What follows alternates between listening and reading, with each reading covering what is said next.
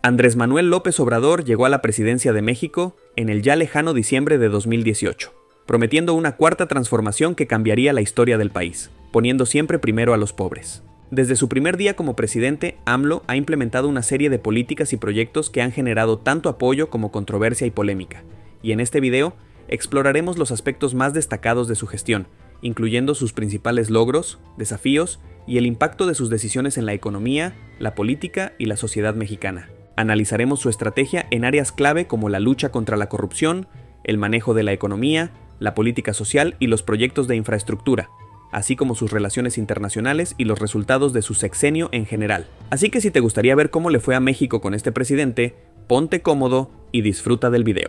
Andrés Manuel López Obrador es el presidente con mayor aprobación de la historia de México con un 61.7%.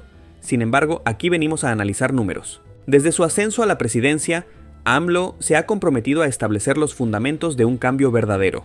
Para ello, ha implementado diversas reformas que han fortalecido una política orientada a beneficiar a las mayorías. De lo primero que hablaremos será de sus reformas energéticas. Aunque la reforma constitucional en materia eléctrica, una de las grandes apuestas del presidente, no logró aprobarse debido a la falta de mayoría cualificada en el Congreso, se consiguieron importantes avances con la aprobación de dos leyes clave en 2021. La Ley de Hidrocarburos y la Ley de la Industria Eléctrica. Estas leyes buscan dar mayor orden al mercado eléctrico y, sobre todo, garantizar el abasto energético en el país.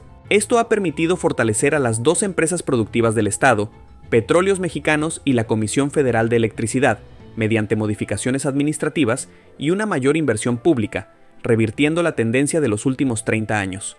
Asimismo, se logró nivelar la producción de petróleo sin rebasar los 2 millones de barriles diarios, y se invirtió en la exploración para mantener la producción en los años siguientes. A su vez, se revisaron los contratos leoninos con empresas privadas.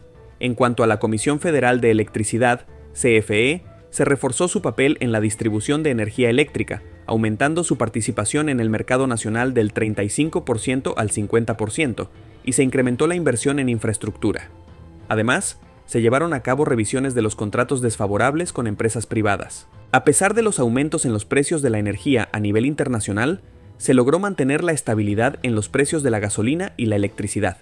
Sin embargo, el fortalecimiento de ambas empresas ha enfrentado obstáculos, principalmente por las decisiones de la Suprema Corte de Justicia de la Nación, que ha declarado inválidos varios artículos de la Ley de Hidrocarburos y la Ley de Industria Eléctrica. Ahora hablaremos de las reformas sociales y laborales. En 2019 se llevaron a cabo modificaciones significativas en la legislación educativa y laboral, las cuales revocaban aspectos de las reformas estructurales neoliberales implementadas por gobiernos anteriores. La reforma educativa eliminó el enfoque privatizador en la educación básica, garantizó la contratación de maestros y los integró en las decisiones educativas. Además, reguló la inclusión de la educación indígena. Por otro lado, la reforma laboral revirtió la reforma de 2012 al prohibir la subcontratación y aumentó el salario mínimo de 88 pesos al día en 2018 a 207 pesos diarios en 2023. Por lo que estas medidas rompieron con la tendencia neoliberal de estancamiento salarial. En el Instituto Mexicano del Seguro Social, se registraron 22 millones de trabajadores con un salario promedio de 16.284 pesos mensuales. A pesar de la disminución temporal de trabajadores durante la pandemia, los niveles de empleo han superado los registros previos a la crisis, colocando a México como el tercer país con menos desempleo a nivel mundial. Sin embargo, el empleo informal sigue representando un desafío, con alrededor de 32.2 millones de mexicanos trabajando en la informalidad. En 2020, se elevó a rango constitucional la pensión para adultos mayores y menores con capacidades diferentes, proporcionada por el gobierno federal. Actualmente, 10.5 millones de adultos mayores y 11 millones de estudiantes se benefician de este programa.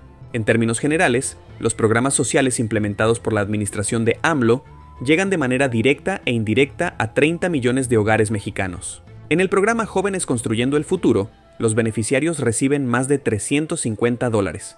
Hasta el día de hoy, 2.643 millones de jóvenes han participado en el programa, de los cuales el 62% han sido contratados de forma permanente por empresas. La inversión total desde 2019 asciende a $5.847 millones, lo que representa 14 veces más que lo destinado por los 6 sexenios anteriores en atención a los jóvenes. Se han otorgado 12 millones de becas desde preescolar hasta posgrado, con una inversión de $4.912 millones. El programa de pensión para adultos mayores contaba con poco más de 5 millones de beneficiarios al inicio del sexenio.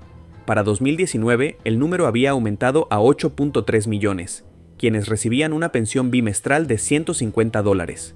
Hacia agosto de 2023, el programa alcanza a 10.9 millones de beneficiarios con una pensión de $280, lo que representa el doble de beneficiarios que en 2018 y casi el doble de la cantidad de la pensión. Y el programa Sembrando Vida ya apoya a 440.990 beneficiarios para la recuperación forestal.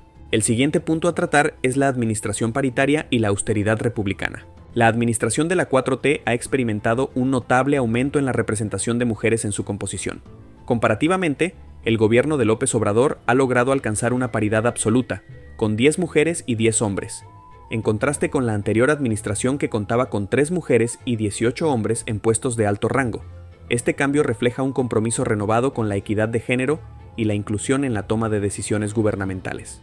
Además, es importante destacar que el partido político Morena es el principal contribuyente de diputadas a la Cámara, representando el 21% del total de mujeres en dicho órgano legislativo, por lo que este partido ha promovido la participación femenina en la política nacional.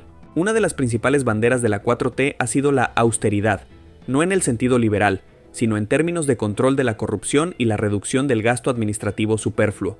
Gracias a esta política, se ha logrado ahorrar 200,000 millones de pesos anuales, equivalentes al 3.2% del presupuesto. En este ámbito, AMLO ha enfrentado mayores resistencias por parte de la oposición. Su firme intento de reformar las administraciones electoral y judicial, conocidas por su tamaño y gasto excesivo, ha sido un punto de conflicto. La oposición ha aprovechado estas iniciativas para avivar el temor al autoritarismo, obteniendo un fuerte apoyo mediático. Como resultado, han logrado movilizar a la ciudadanía y bloquear las reformas propuestas por la 4T en estas áreas, marcando algunos de sus mayores éxitos en términos de convocatoria y resistencia política, ya que la oposición tergiversó estas ideas y promovió una idea falsa de que AMLO quería desaparecer el INE. Bajo la presidencia de Norma Piña en la Suprema Corte de Justicia de la Nación, el Poder Judicial ha mantenido una postura contraria a la 4T, votando en 21 ocasiones contra leyes propuestas por el gobierno federal. En cuanto a la reforma electoral, la misma Suprema Corte de Justicia de la Nación la bloqueó, impidiendo modificaciones significativas, incluyendo cambios al propio Instituto Nacional Electoral. Ante esta política de bloqueo, AMLO anunció el llamado Plan C, que consiste en ganar una mayoría cualificada en las cámaras del Congreso y el Senado en las elecciones de 2024, lo que permitiría al gobierno emprender las reformas constitucionales necesarias sin los obstáculos actuales. Ahora hablemos de sus obras de infraestructura. Ha habido una apuesta decidida por abordar la construcción de obras estructurales que fortalezcan la cohesión estatal y preserven la soberanía nacional, aunque todas estas iniciativas han sido objeto de ataques por parte de la oposición. En primer lugar, el Tren Maya es un ambicioso proyecto ferroviario que busca conectar la península de Yucatán, impulsando el desarrollo económico y turístico de la región. La refinería Dos Bocas está destinada a reducir la dependencia de las importaciones de combustibles y fortalecer la autosuficiencia energética del país. Actualmente está en fase de prueba, y esto implica la construcción de la primera refinería en los últimos 40 años, un logro histórico para el país. El Aeropuerto Internacional Felipe Ángeles es un proyecto estratégico para descongestionar el Aeropuerto Internacional de la Ciudad de México y mejorar la infraestructura aeroportuaria nacional. Un aeropuerto que ha sido fuertemente criticado por la oposición por su lejanía a la capital. Por su parte, el Corredor Interoceánico del Istmo de Tehuantepec es una iniciativa para revitalizar el comercio y la logística entre los océanos Atlántico y Pacífico. Cuenta con un avance del 70% y se conectará con el Tren Maya. Alrededor del tren transísmico se planea la localización de parques industriales que tendrán beneficios fiscales, con los que se pretende otorgar empleo en esta zona del país. En el caso de la empresa eléctrica pública, se revisaron contratos y se fortaleció a la empresa con inversión, en particular para las presas hidroeléctricas que aumentaron su producción para llegar al 55% de producción de energía limpia. A ello se suma la construcción de 12 centrales de ciclo combinado y la compra de 13 plantas de generación de electricidad a Iberdrola. Sin embargo, quizás el tema de la seguridad sea el punto más negativo durante su administración, ya que terminará su sexenio como el más violento de la historia, superando el récord de muertes alcanzado en toda la administración de su antecesor, Enrique Peña Nieto. Sin embargo, hay ciertos avances, ya que los delitos del fuero federal se han reducido un 24%, el homicidio en 17%, el robo en 26%, el feminicidio en 29%, robo de vehículo en 44% y el secuestro en 80%. La salud también ha sido un tema bastante polémico y complicado. En sexenio de AMLO, la población atendida en hospitales públicos disminuyó 13.3% entre 2018 y 2023. Al inicio de su mandato, el presidente creó el INSABI y desapareció el Seguro Popular, bajo el argumento de corrupción. Aunque el presidente López Obrador insistió en que el INSABI atendería a toda la población de manera gratuita y sin necesidad de afiliación alguna, el INEGI muestra que dicha institución apenas atendió a 1.4% de la población y el IMSS Bienestar, que sustituyó al INSABI, atendió a 1.2% de la población. También disminuyó en 2 puntos porcentuales la atención en el IMSS, pues en 2018 atendía a 27%, mientras que en 2023 atendió a 25%. Esto contrasta con la atención privada, que tuvo un crecimiento en el sexenio de López Obrador. Mientras en 2018 solo 14.9% de la población acudía a recibir servicio médico en los consultorios de farmacia, en 2023 aumentó a 21.3%. Aunque el presidente Andrés Manuel López Obrador prometió entregar un sistema de salud capaz de dar servicios y medicinas gratuitas a toda la población, la realidad es que los recortes y la búsqueda de ahorros en las compras para el sector han traído desabasto de medicamentos e insumos en los hospitales, por lo que en este rubro, el gobierno no dio los resultados deseados. Pero algo a destacar ha sido la recuperación económica del país después de la pandemia. A pesar de la pandemia y la guerra en Ucrania, que aumentaron la inflación, México logró reducir la pobreza en un 5.6%, pasando del 41.9% al 36.3%. Esto significa que más de 5 millones de personas dejaron de ser pobres. En contraste, durante el sexenio de Enrique Peña Nieto, entre 2012 y 2016, la pobreza aumentó en 2.2 millones de personas, y durante el sexenio de Felipe Calderón, entre 2006 y 2012, aumentó en 15.9 millones de mexicanos. La recuperación económica en México es evidente desde 2022. El país ha experimentado un crecimiento económico superior al 3% anual y ha visto su moneda fortalecida en relación con el dólar, situándose solo por debajo del real brasileño. En 2018, el tipo de cambio era de 19.8 pesos por dólar, y para el día de hoy es de 16.70 pesos por dólar. Las remesas enviadas a México superan los 60,000 millones de dólares, beneficiando a 12 millones de familias y representando aproximadamente el 4% del PIB.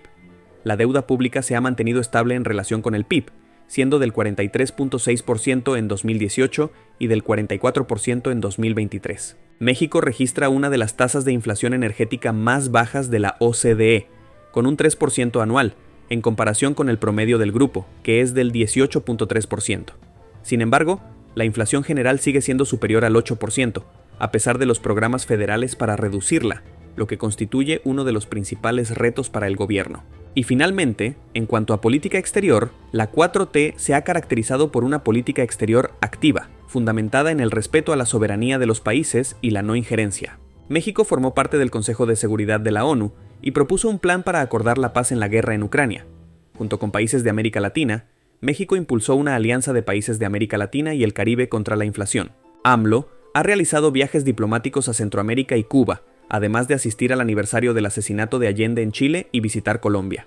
La política exterior de México ha priorizado la recuperación y el fortalecimiento de las relaciones con América Latina, destacándose la colaboración con el gobierno argentino de Alberto Fernández en temas de intercambio comercial, medidas fitosanitarias y la creación conjunta de vacunas contra el COVID-19.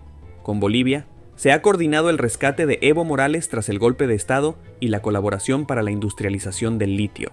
La relación con Estados Unidos se ha centrado en temas como migración, el Tratado de Libre Comercio y disputas en los sectores energético y agrícola, incluyendo la prohibición del maíz transgénico.